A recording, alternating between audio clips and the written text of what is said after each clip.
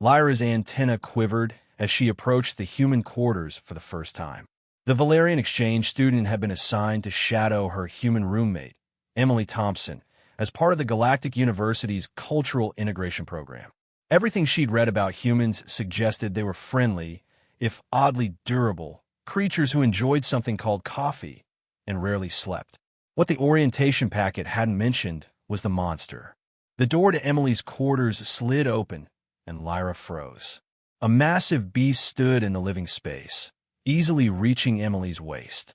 Its body was covered in dark fur. Its mouth hung open, revealing rows of sharp white teeth, and a grotesquely long pink appendage lolled from its jaws, dripping saliva onto the floor. Worst of all, the creature was staring directly at Lyra with intense, predatory eyes. "What is that monster?" Lyra whispered, her natural bioluminescence flashing warning colors across her blue skin. Emily looked up from her datapad and smiled. "What? Oh, that's my dog. His name is Duke." "Dog?" The word meant nothing to Lyra. "You or your dog?" "Yeah, I got special permission to bring him from Earth." Took forever to get the approval. Emily walked over to the beast and, to Lyra's absolute horror, placed her hand directly on its head. "He's a German shepherd. Sweetest boy in the galaxy." The creature's tail began whipping back and forth like a weapon. Lyra calculated the force. That appendage could easily break bones. "Emily," Lyra said carefully, backing toward the door. "That is clearly an apex predator. Why is it in your living quarters?" "Apex pret?" Emily laughed, which made the beast's ears perk up. "Duke's not dangerous. He's a companion animal. Humans have kept dogs for thousands of years." "Companion?" Lyra's voice rose an octave. "It has fangs." "Well, technically he could bite, but he won't. Dogs are loyal. They love their humans unconditionally." Emily scratched behind, leaned into her touch, making a rumbling sound that vibrated through the floor. Lyra consulted her datapad with trembling fingers. According to the Galactic Database, Earth canines are descended from apex predators called wolves. They hunt in coordinated packs, can run at speeds exceeding 40 kilometers per hour, and have a bite force of over 300 pounds per square inch. "That's all technically true," Emily admitted. "But that was before domestication. Dogs evolved alongside humans. We're bonded species now." "Bonded?"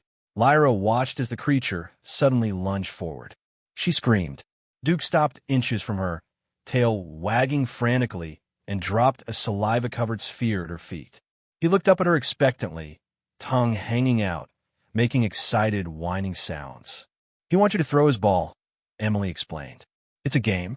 He'll bring it back, and you throw it again." Lyra stared at the offered toy, then at the panting predator, then back at Emily. "You domesticated apex predators to play games?" "Among other things. They also provide emotional support, help with anxiety, guard our homes, assist in rescue operations, and detect diseases. Some dogs guide humans who can't see. Others work alongside police and military units." Emily shrugged.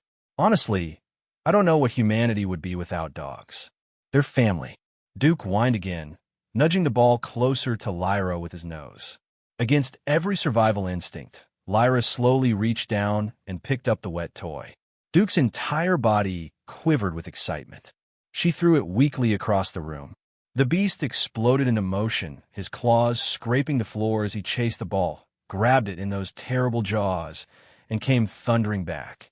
He dropped it at her feet again, looking up with what Lyra had to admit might be joy. "Good boy, Duke," Emily praised.